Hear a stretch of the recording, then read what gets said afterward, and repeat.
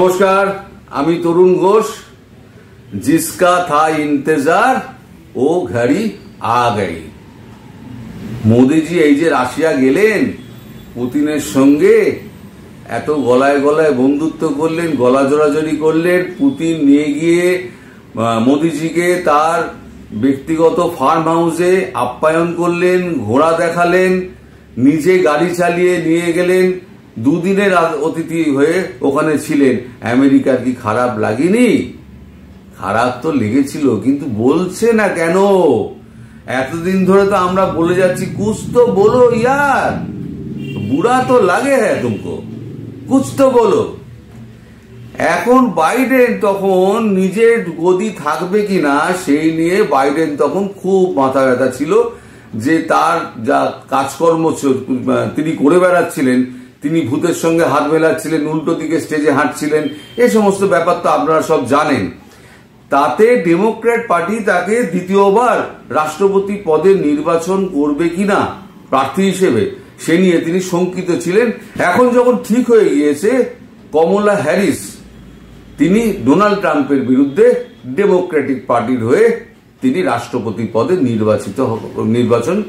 নির্বাচনে অংশ নেবেন। তাহলে এখন তো বাইডেন দেখছে, তার মানে তো আমার তো আর গদি থাকলো না, তো হাম তো ডুবে সানাম, তুমকো লেকার হি ডুবেঙ্গে। যাওয়ার আগে শেষ ছোবলটা উনি মেরে দিয়ে গেলেন। ছোবলটা হচ্ছে তিনি ইউএস ট্রেজারিকে দিয়ে ব্যাংকিং অ্যাসোসিয়েশন, ভারতের ব্যাংকিং অ্যাসোসিয়েশন গুলোকে একটা ধমকি পাঠিয়েছেন। সেই খবরে এবার আসছি, এইটার অপেক্ষাতেই তো ভারত ছিল। আচ্ছা, রাশিয়া যাওয়ার আগে এই কথাগুলো কি মোদিজি ভাবেননি এই রিয়াকশনটা আসতে পারে? তো যাই হোক, খবরটা হচ্ছে এই US treasury official caution India's bank about potential repercussions if they engage with Russians military industrial base, emphasizing that such action could lead to losing access to the US financial system. যদি রাশিয়ার সঙ্গে military কোঅপারেশনে যাও, তাহলে পরে তোমাদের উপরে মানে অর্থনৈতিক নিষেধাজ্ঞা চাপতে পারে। তার মানে হচ্ছে ব্যাংকিং সিস্টেমে যে ডলার ইউটিলাইজ হয়, সেই ডলারগুলোকে রাশিয়াকে যেমন বন্ধ করেছে, তেমন ভারতেরও বন্ধ হতে পারে বলে হুমকিটা দিয়েছে। এইবার বিস্তারিত খবরটা একটু দেখুন। সেটা হচ্ছে রাশিয়ার সঙ্গে ব্যবসার বিষয়ে ভারতের ব্যাংকগুলিকে সতর্ক করেছে মার্কিন ট্রেজারি।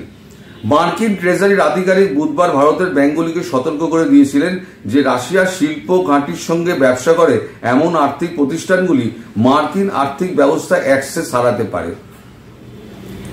রয়টার্সের লেখা এক চিঠি অনুসারে আমরা জানি যে মিলিটারি অস্ত্র এবং ইলেকট্রনিক্সের মতো সংবেদনশীল পণ্য আমদানির উপরে নির্ভর করে, এবং এই লেনদেনগুলি সহজতর করার জন্য বিদেশি আর্থিক প্রতিষ্ঠানগুলোর দিকে নজর দেয়। Deputy treasury secretary Wally Adeyemo Indian bank অ্যাসোসিয়েশনকে এই এক চিঠিতে এই ধমক দিয়েছেন। তার মানে সেই রিয়াকশনটা এলো যে তোমরা যদি রাশিয়ার সঙ্গে অস্ত্র চুক্তি করো এবং অস্ত্র আমদানি করো, তাহলে পরে তোমাদের কিন্তু স্যাংশনের মুখোমুখি হতে হবে। 30 দিনের মধ্যে এটা বন্ধ করো। এটা অনেক লম্বা, আমি পড়লাম না। 30 দিনের মধ্যে এই ব্যবস্থা রাশিয়ার সঙ্গে সম্পর্ক ছিন্ন করতে হবে। আমেরিকার সংসদে ডোনাল্ড লু তিনি পরিষ্কার স্বীকার করেছেন যে আমি তো ভারতে গিয়ে ভারতকে বারবার আমি বুঝিয়েছি রাশিয়ার সঙ্গে সম্পর্ক ত্যাগ করুন, রাশিয়াকে যাবেন না, গেলে পরে আপনাদের বিপদ হতে পারে। কিন্তু প্রধানমন্ত্রী মোদিজি এবং জয়শঙ্করজি তো আমার কথায় পাত্তা দিলেন না। তিনি তো সোজা রাশিয়া চলে গেলেন এবং গলায় গলায় মিললেন, এবং স্পুটনিক আমাদেরকে একেবারে মানে রাশিয়ার যে কাগজ স্পুটনিক আমাদেরকে একেবারে ছাড়ছাড় করে লিখে আমাদের বিরুদ্ধে একবার আমাদের সম্মান ভুলুণ্ঠিত করলো। এখন এই যে আপনার সংসদীয় কমিটি না, আমাদের যেমন সংসদীয় কমিটি আছে, ওদেরও একটা সংসদীয় কমিটি আছে। সেই সংসদীয় কমিটি সেটা হচ্ছে এশিয়ান ভিত্তিক সহ। ওদের আসলে রাশিয়া কি, রাশিয়া তো হচ্ছে সারা বিশ্বকে কন্ট্রোল করে। ধরুন এশিয়ান একটা সংসদীয় কমিটি আছে, তার মাথায় রেখেছে কাকে? ডোনাল্ডকে। তুমি এইগুলো সমস্ত দেখবে, আমাদেরকে সে রিপোর্ট করবে।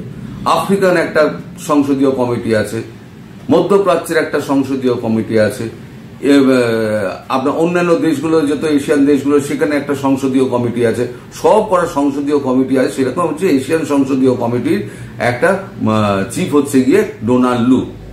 এই ডোনাল্ড লু পরিষ্কার সংসদীয় কমিটিতে গিয়ে বলেছেন যে আমার তো কিছু করার নেই, আমি তো চেষ্টা করেছিলাম, কিন্তু কোনো কাজ তো হয়নি।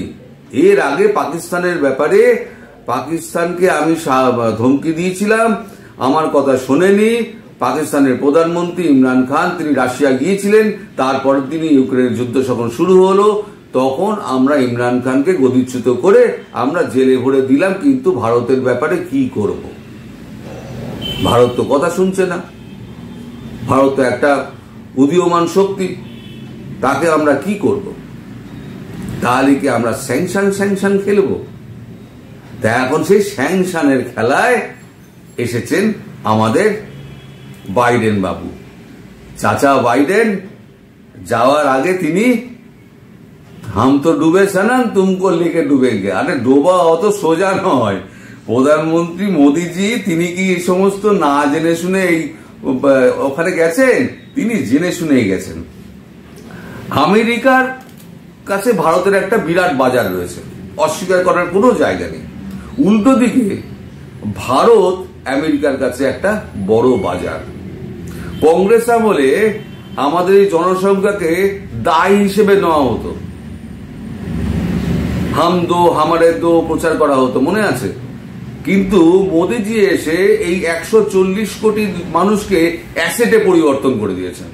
তাদের পারচেজিং পাওয়ারকে বাড়িয়ে দিয়ে তাকে পুরো অ্যাসেটে পরিবর্তন করে দিয়েছেন।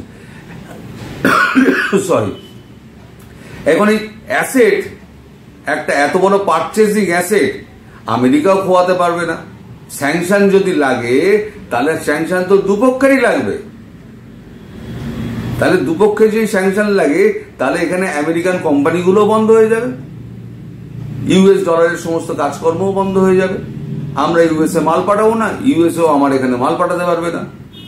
তাহলে এই কোকা কোলা যত ফ্যাক্টরি আছে সব বন্ধ, কারণ এখান থেকে টাকা তো নিয়ে যেতে পারবে না। ফ্যাক্টরি হয়তো খোলা থাকবে, কিন্তু যা মালিকানার যে অংশ যেটা আছে সেই টাকা তো আর আমেরিকা তার ঘরে নিয়ে যেতে পারবে না, সে টাকা এখানে রেখে দিয়ে যেতে হবে। আমেরিকা এটাও ভাবছে, কিন্তু স্যাংশনের ভয় তো দেখাতে হবে। সারা বিশ্ব আমাদেরকে চমকায়, আমরা স্যাংশনের ভয় দেখাবো না। যদিও ইউএস এর সঙ্গে কিন্তু আমাদের যা ব্যবসা, সারা বিশ্বে যা ব্যবসা আমরা করি ইউএস ডলারে করি, কিন্তু তার 86%। ফলে এই যে ধমকটা একেবারে ফেলে দেওয়ার মতো কিন্তু নয়। ভারতকে যথেষ্ট বেগ পেতে হবে, এবং ভারত তার জন্য বিকল্প কি ব্যবস্থা করেছে সেদিকে কিন্তু নজরটা দিতে হবে, যে আদৌ সেই বিকল্প আছে কিনা। যদিও রাশিয়ার সঙ্গে ভারতের একটা চুক্তি হয়েছে, সেই চুক্তিতে এখন তো রাশিয়ার সঙ্গে $20 বিলিয়ন আমাদের ট্রেড হয়, সেটাকে আমরা 2030-এ 80 থেকে 100 বিলিয়ন ডলারে নিয়ে যাওয়ার জন্য একটা চুক্তি স্বাক্ষরিত হয়েছে। আর রাশিয়ার ওপরে স্যাংশন আরোপ করে কিন্তু আমেরিকার কিছু লাভ হয়নি, কারণ রাশিয়া এত সমৃদ্ধশালী একটা দেশ, তার তেল আছে, গ্যাস আছে, খনিজ পদার্থ আছে, তার কাছে কি নেই? এই যে 2 বছর 2.5 বছর ধরে যে স্যাংশন করে রেখে দিয়েছে, রাশিয়া কি যাচ্ছে আসছে? এখন মুশকিলটা হয়েছে এই যে ভারত যে একটা গিয়ে ভারতীয় প্রধানমন্ত্রী তিনি গিয়ে একটা স্যাংশন লাগানো একটা দেশে গিয়ে তার প্রেসিডেন্টকে গলায় গলায় জড়িয়ে ধরছেন। পৃথিবীর বৃহত্তম গণতান্ত্রিক রাষ্ট্রের প্রধানমন্ত্রী তিনি গিয়ে যে গলায় জড়িয়ে ধরছেন, সেটা আমেরিকার কাছে চক্ষুশূল নয়। জেলেন্সকি তো কানে কানে ফুসলাচ্ছে, सर मेरे को तमाचा नहीं मारा, तमाचा तो आपको लगा है। বাইডেনের তো খারাপ তো লেগেছে। বাইডেন এতক্ষণ নিজের নৌকো সামলাচ্ছিল, যখন দেখলো আমার নৌকো ডুবে গেছে, তাহলে এবারে এই নৌকোয় ফুটোটা করে দিয়ে যাই, অন্তত চেষ্টা তো করি। ফুটো হবে কি হবে না সে তো পরের কথা। এখন এই অবস্থায় ভারত এখন কি করবে? নিশ্চয়ই ভারতের কাছে এই সমস্ত আপনার বিকল্প ব্যবস্থা নিশ্চয়ই মোদিজি করে রেখে দিয়েছেন, কারণ রাশিয়া ভারতের দীর্ঘদিনের বন্ধু। আজকে যদি ভারত সমস্ত চাপ উপেক্ষা করে ভারত কিন্তু রাশিয়ার পাশে গিয়ে দাঁড়িয়েছে, রাশিয়া কিন্তু সেটা ভুলবে না। আর রাশিয়ার সঙ্গে আমরা সম্পর্ক নষ্ট একেবারে করবোই করে। আমরা যখন তোমাদের কাছে যখন অস্ত্র চেয়েছিলাম, তোমাদের যখন গোলা বারুদ চেয়েছিলাম, তখন তো তোমরা দাওনি, তখন তো তোমরা পাকিস্তানকে দিয়েছো ভাই, ভারতকে দাওনি। তা ভারত কোত্থেকে আনবে? ভারত সেই 80-র দশক থেকে ভারত 2010 পর্যন্ত 2015 পর্যন্ত সমস্ত রাশিয়া থেকেই তো ট্যাঙ্ক থেকে আপনার বিমান থেকে সমস্ত কিছু আমদানি করেছে। এখন তার পার্টসগুলো যদি এখন না পাওয়া যায়, একটা ট্যাঙ্কের পার্টস যদি, একটা বিমানের পার্টস যদি না পাওয়া যায়, তাহলে সেটা তো মানে জঞ্জাল হয়ে পড়ে থাকবে, সে তো কাজ করবে না। ফলে ভারত তো বাধ্য করতে। এখন তোমরা যদি ভারতের ওপরে চাপাতে যাও, ভারত মানবে কেন? কারণ ভারতের তো তার দেশের প্রতি দায়বদ্ধতা আছে। হ্যাঁ, ভারত নিশ্চয়ই তার বিকল্প অন্তত মোদীজি, জয়শঙ্করজি করে রেখে দিয়েছেন। এই খবরটা কিন্তু এখানে থামবে না বন্ধুরা, এই খবরটা কিন্তু অনেক দূর যাবে। অন্তত প্রেসিডেন্সিয়াল ইলেকশনের পর যার জন্য ভারত এত ট্রাম্পের ওপরে নির্ভরশীল, ট্রাম্পকে জিতিয়ে আনতেই হবে। ট্রাম্পকে জিতিয়ে আনা মানে স্যাংশনের, রাশিয়ার ওপরে স্যাংশনটা উঠে যাবে, যুদ্ধটা থেমে যাবে। ইসরায়েল হামাসের মধ্যেও একটা কিছু শান্তি চুক্তি একটা ট্রাম্প করবেন, ভারতের সঙ্গে সম্পর্ক ভালো, ওই সময় স্যাংশন ফ্যাংশন কোনো কাজে লাগবে না। যার জন্য ভারত পুরো বাজি ট্রাম্পের ওপরে ফেলে দিয়েছেন এবং ইন্ডিয়ান ডায়াসপোরাকে বলে দিয়েছে পুরো ব্লক ভোট তোমরা ট্রাম্পকে দাও। কমলা হ্যারিস দাঁড়াচ্ছেন, নিশ্চিতভাবে দাঁড়াচ্ছেন, কিন্তু উনি হারবেন এটাও নিশ্চিত। ট্রাম্প দ্বিতীয়বারের জন্য রাষ্ট্রপতি পদে আসছেন নভেম্বরে। আর যদি এখন স্যাংশন লাগাও, এই স্যাংশনের মানে কার্যক্ষেত্রে আস্তে আস্তে 6টা মাস লেগে যাবে, ততক্ষণে পর্যন্ত তোমার রাষ্ট্রপতি পদ তুমি ছেড়ে দিয়ে চলে যাবে, ট্রাম্প এসে শপথ দিয়ে নেবে, তখন সম্পর্ক সব ঠিক হয়ে যাবে। সব হিসেব করা আছে ভাই। বন্ধুরা, আজকে ভিডিওটা অনেক লম্বা হয়ে গেল, আজ এখানে শেষ করি। সবাই ভালো থাকবেন, সুস্থ থাকবেন এবং সাবধানে থাকবেন। নমস্কার।